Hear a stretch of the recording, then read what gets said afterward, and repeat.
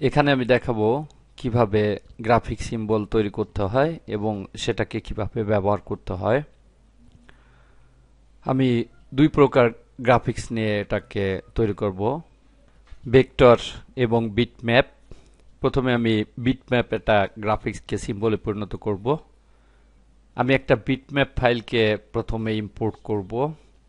কোনো file import করার জন্য ফাইল মেনু থেকে ইম্পোর্টে ক্লিক করতে হবে এবং এখানে ইম্পোর্টের জন্য দুইটা অপশন দেখতে পাচ্ছি। একটা হচ্ছে ইম্পোর্ট টু স্টেজ আর একটা হচ্ছে ইম্পোর্ট টু লাইব্রেরি। যদি এখানে ইম্পোর্ট টু লাইব্রেরিতে ক্লিক করি তাহলে শুধু সে লাইব্রেরিতে যে জমা হবে, আর যদি এখানে ইম্পোর্ট টু স্টেজ দেই তাহলে স্টেজে এবং লাইব্রেরিতে একই সঙ্গে চলে আসবে।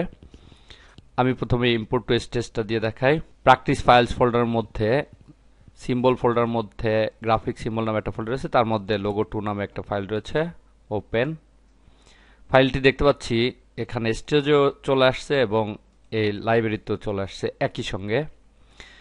কিন্তু যদি আমি এমন চাই, আমি স্টেজে চাই না, শুধু লাইব্রেরিতে আসবে, তারপর আমি আমার প্রয়োজন মতো যেখানে ব্যবহার করা সেখানে করব। সেক্ষেত্রে ফাইল মেনু থেকে ইম্পোর্টে ক্লিক করে ইম্পোর্ট টু লাইব্রেরিতে ক্লিক করতে হবে।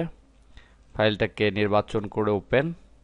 তাহলে দেখতে পাচ্ছি শুধুমাত্র লাইব্রেরিতে এসে জমা হয়েছে, এখানে প্রিভিউ করতেছে এবং এখানে ফাইলটি আসেনি। এখান থেকে ড্র্যাগ করে এটাকে আনতে হবে। এখানে যদি আমি কোনো চেঞ্জ করতে চাই, অর্থাৎ এই নামের যদি কোনো চেঞ্জ করতে চাই, এখানে ডাবল ক্লিক করতে হবে এই লেখার উপরে। তাহলে এখান থেকে যে কোনো নাম চেঞ্জ করে দেওয়া যাবে। আমি এখানে লোগো 2 জায়গায় শুধু লোগো লিখে দেই, এন্টার। তাহলে দেখতে পাচ্ছি ফাইলটা লোগো হিসেবে চলে আসছে। আর এই যে আইকনটা দেখতে পাচ্ছি এর উপরে ক্লিক করে ছবিটার ফরম্যাট চেঞ্জ করা যাবে এবং বিভিন্ন ধরনের প্রপার্টি সেট করা যাবে। এর উপর ডাবল ক্লিক করি, তাহলে দেখতে পাচ্ছি একটা বক্স চলে আসছে। এখান থেকে নামটাও চেঞ্জ করা যাবে। এখানে অ্যালাউ স্মুথিং দিলে এর পাশে ছবিটার চারপাশ দিয়ে স্মুথ হবে এবং কম্প্রেশন কোয়ালিটি দেখতে পাচ্ছি জেপিজি রয়েছে। জেপিজি একটা ইমেজ ফরম্যাট। জেপিজি ফরম্যাটটা ওয়েব এর ক্ষেত্রে ব্যাপকভাবে ব্যবহৃত হয়, কারণ এটা ফাইলকে কম্প্রেশন করে ফাইলের সাইজ অনেক কমিয়ে দেয়, কিন্তু সেক্ষেত্রে কোয়ালিটিও কিছুটা হারিয়ে যায়। কিন্তু আমি যদি কোয়ালিটিটাকে ঠিক রাখতে চাই তাহলে এখান থেকে ক্লিক করে পিএনজি অথবা জেএফ ফরম্যাটে নিতে হবে। সেক্ষেত্রে ফাইলের সাইজটা আবার বেড়ে যাবে। যদি সাইজের দিকে বিবেচনা করতে হয় তাহলে জেপিজি চয়েস করতে হবে, আর সাইজ যদি না চয়েস করে আমি কোয়ালিটিটা চয়েস করতে চাই তাহলে নিচেরটা চয়েস করতে হবে। আমি আপাতত এখানে জেপিজি চয়েস করলাম। এখান থেকে কোয়ালিটিটা কমিয়ে বাড়িয়ে দেওয়া যাবে। যত কোয়ালিটি কমাবো তত ফাইলের সাইজটা কমে যাবে। ওকে, এভাবে এখানে ছবি ইম্পোর্ট করতে হয়। এবার এই ইমেজটাকে আমি ড্র্যাগ করে স্টেজের উপরে নিয়ে যাব। প্রথমে ক্লিক করে ড্র্যাগ করে এটাকে আমি স্টেজের উপর নিয়ে যাই। এখন যদি এমন হয় আমি এখানে যখন একটা প্রজেক্ট করব তখন এই ফাইলটা বিভিন্ন জায়গায় ব্যবহার হতে পারে, সেক্ষেত্রে আমি একটা সিম্বল করে নিব যাতে করে সহজে এটাকে বিভিন্ন জায়গায় ব্যবহার করা যায় এবং ফাইলের সাইজও যেন কমে যায়, কারণ সিম্বল করে নিলে ফাইলের সাইজটা অনেক কমে যাবে।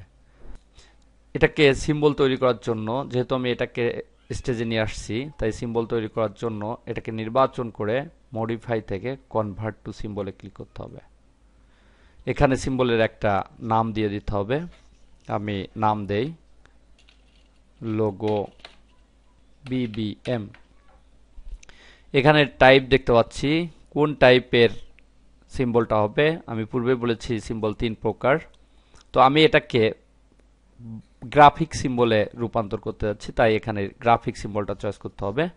এবং এখানে রেজিস্ট্রেশন পয়েন্টটা কোথায় হবে এখানে দেখতে পাচ্ছি বামে উপরে কর্নারে রয়েছে, অর্থাৎ এখানে সে হিসাব করবে যে কোনো কাউন্ট। আমি যদি বলি এক্স এর দূরত্ব কতটুকু হবে, এখান থেকে এটুকুন হিসাব করবে। যদি বলি ওয়াই এর দূরত্ব কতটুকু হবে, এখান থেকে এখানে হিসাব করবে। যে কোনো হিসাবটা সে রেজিস্ট্রেশন পয়েন্ট ধরে করবে।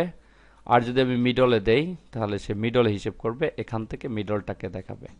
তো সাধারণত এখানেই দেয়া ভালো, যে কোনো হিসাব এখান থেকে করা যায়।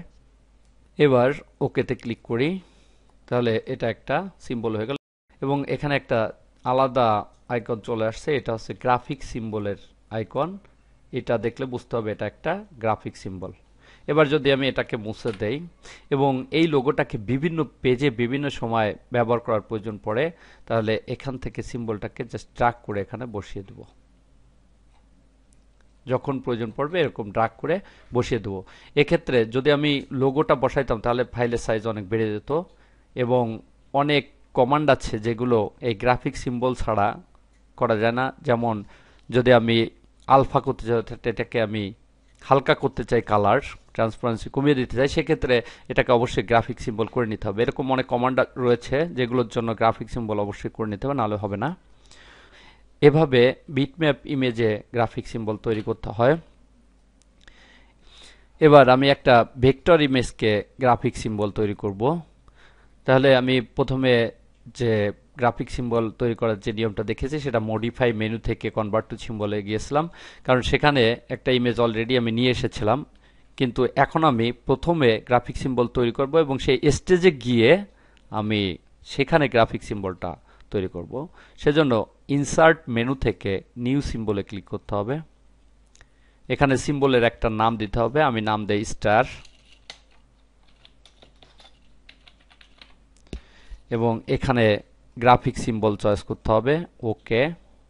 তাহলে দেখতে পাচ্ছি নতুন একটা স্টেজ চলে আসছে এবং এখানে দেখতে পাচ্ছি আমি গ্রাফিক সিম্বলের মধ্যে রয়েছি এবং এর পাশে রয়েছে সিনন, অর্থাৎ এইটা হচ্ছে মূল স্টেজ, তার নিচে একটা সাব স্টেজ হয়েছে। এখানে আমি একটা স্টার চয়েস করি, এখানে আমি একটা স্টার রাখবো।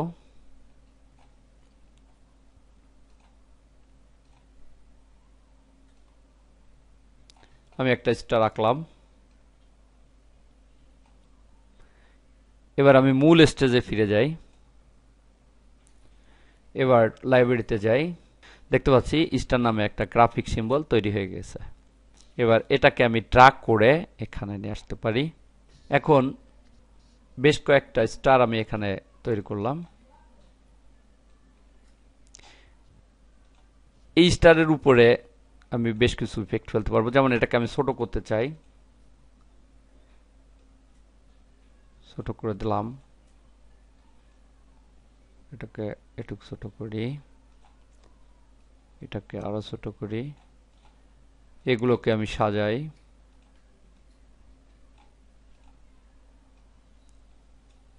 এরকম এটাকে বড় ছোট করা যাবে। আবার এটাকে যদি আমি কালারটাকে আলফা করতে চাই বা ব্রাইটনেস করতে চাই, তাহলে প্রপার্টিজে গিয়ে এখান থেকে কালার ইফেক্টে গিয়ে এখানে বিভিন্ন ধরনের স্টাইল রয়েছে, ব্রাইটনেস, টিন্ট, অ্যাডভান্স, আলফা। আমি আলফাটা কমিয়ে দেই, দেখতে পাচ্ছি ট্রান্সপারেন্সির মতো আলফাটা কমে যাচ্ছে। এভাবে আলফাকে কমানো বাড়ানো যাবে। কিন্তু আমি যদি চাই এর কালারটা চেঞ্জ করব, তাহলে সেটা সম্ভব নয়। যদি এমন হয় কোনো গ্রাফিক সিম্বল তৈরি করার পরে সেই সিম্বলটা আমি কোনো পরিবর্তন করতে চাই, সেক্ষেত্রে সিম্বলটার উপর রাইট ক্লিক করে এডিটে ক্লিক করতে হবে, অথবা সেই সিম্বলের উপর ডাবল ক্লিক করতে হবে।